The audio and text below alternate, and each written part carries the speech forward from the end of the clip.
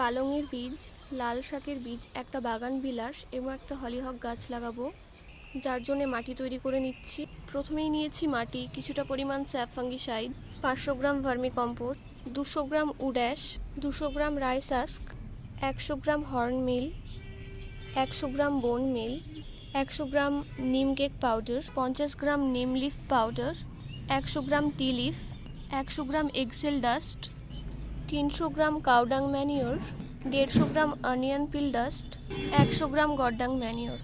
এগুলো সবটাকে ভালোভাবে মিক্স করে নিয়ে পটিং মিক্সচার রেডি করে নেব এবং এই প্ল্যান্টগুলো বসিয়ে দেব।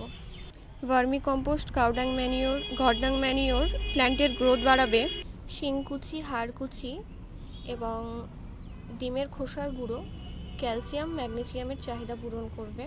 পেঁয়াজ খোসার গুঁড়ো নাইট্রোজেনের চাহিদা পূরণ করবে। চলো আজকের জন্য এইটুকুই, টাটা।